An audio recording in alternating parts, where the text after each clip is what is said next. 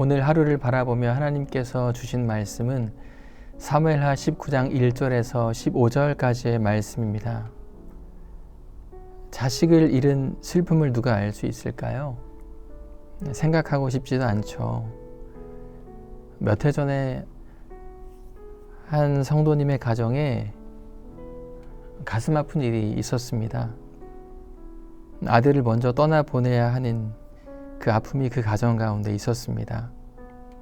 저 멀리 타국에 떨어져서 공부하던 아들이 갑작스런 상황으로 하나님의 나라에 가게 되었어요. 부랴부랴 성도님께서 아들이 있는 나라로 찾아가서 차디찬 몸이 식어버린 그 아들을 마주할 때 그 마음이 어땠을까요? 아들과 함께 한국으로 돌아오셔서 장례식을 치르는데 얼마나 우셨는지 그 눈에서 눈물도 안 나오시더라고요. 사랑하는 아들, 사랑하는 이 커버린 청년 아들을 떠나보내는 엄마의 마음, 어떤 말로도 위로될 수 없는 가슴 한구석에 있는 큰 아픔이죠. 다윗이 그랬습니다. 권력에 눈이 멀어서 아버지 다윗을 죽이려고 했었던 원수 같은 그 아들 압살롬이라도 다윗에게 아들은 아들이었습니다. 아들 압살롬의 죽음에 다윗이 이성을 잃었어요. 이 슬픈 감정의 그 마음이 무너져 내렸습니다. 전쟁에서 이겼지만 왕이 슬퍼하니까 백성들도 기뻐할 수가 없는 거예요. 여러분, 슬픔은 판단을 흐리게 합니다. 슬픔 그 자체가 웅덩이가 되어서 다른 것을 볼 수 없게 만듭니다. 우리도 다윗처럼 슬픈 일을 만날 때가 있습니다. 바라지 않고 원하지 않던 일이 현실이 되어버릴 때, 내가 받아들이기 어려운 결과가 찾아올 때, 10개의 기쁨을 가졌지만 1개의 슬픔이 그 나머지를 덮어버릴 때, 그때 우리의 마음은 약해지고 우리의 머리는 판단이 흐려집니다. 백성들은 다윗을 따라서 나왔습니다. 압살롬을 피해서 따라 나왔어요. 다윗을 사랑해서 다윗에게 충성을 맹세했고 자기 목숨을 버릴 각오로 전쟁에 참여해서 이 백성들이 승리했습니다. 그러나 전쟁의 승리가 무색할 정도로 다윗은 슬픔에 빠져 있습니다. 이 모습을 본 백성들은 전쟁에 패배한 이 패전병처럼 고개를 푹 숙이고 서로 아무런 말 없이 눈치만 보면서 쓸쓸하게 자기 집으로 돌아갑니다.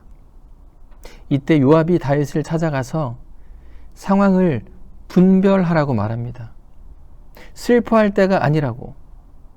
당신을 따르는 수많은 사람이 있고 당신은 한 나라의 왕이라고. 이제 일어나서 왕다운 모습을 보이라고 말합니다. 여러분, 다윗이 위로가 필요한 것 같아요. 아들이 죽었으니까 다윗이 위로가 필요한 것 같아요. 그런데 요압은 왕의 부하들의 마음을 위로하라고 합니다. 슬픈 상황으로 마음이 무너지면 내 슬픔이 다른 사람의 슬픔보다 더 커 보입니다. 다른 사람의 아픔이 보이지 않습니다. 다윗은 내가 위로받아야 하는 사람인 줄 알았는데 그게 아니라는 것을 깨닫습니다. 누구를 통해서 깨닫습니까? 하나님께서 붙여주신 요압을 통해서 깨닫습니다. 하나님은 다윗의 약함을 아시고 돕는 자를 곁에 두셨습니다. 다윗을 위해 생명을 아끼지 않고 싸운 사람들이 있습니다. 요압을 붙여주셨고 수많은 백성들을 붙여주셨습니다.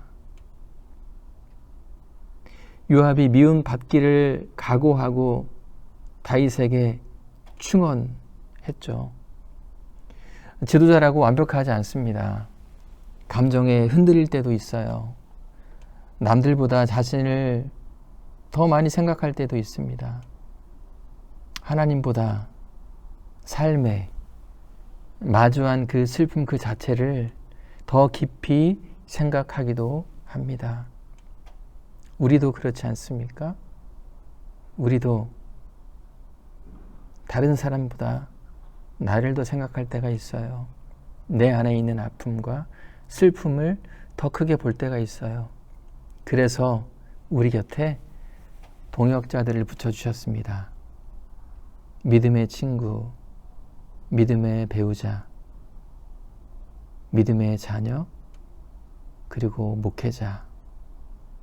혼자는 부족하기에 하나님께서 다윗에게 동역자를 곁에 두셨습니다. 우리 혼자로는 부족하기에 하나님께서 우리 곁에 믿음의 사람들을 붙여 주셨습니다. 다윗은 돌이킬 수 없는 일에 슬퍼하고 있어요. 다시 돌아오지 못할 상황에 슬퍼하고 있어요. 그래서 백성들이 보이지 않아요. 백성을 돌아보지 않습니다. 무엇을 해야 할지 길을 잃어버렸습니다. 이 모습은 하나님께서 세우신 왕답지 않은 모습입니다. 그러나 다시 일어나서 눈을 들어 나에게 주신 왕으로서의 사명을 붙잡았을 때에 슬픔을 딛고 가야 할 길이 보이기 시작합니다. 여러분, 혹시 슬픈 일이 찾아와서 마음이 무너지셨습니까?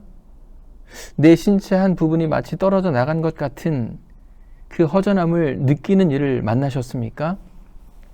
여러분, 일어나시기 바랍니다. 슬픔 그 자체가 문제를 해결해 주지 않습니다. 하나님을 바라보세요. 그리고 하나님께서 맡기신 것을 한번 바라보세요. 어쩌면 우리 슬픔이 해결되는 길은 슬픔 그 자체가 아니라 사랑하는 동역자와 함께 사명의 길을 걷기 시작하는 데에 있습니다.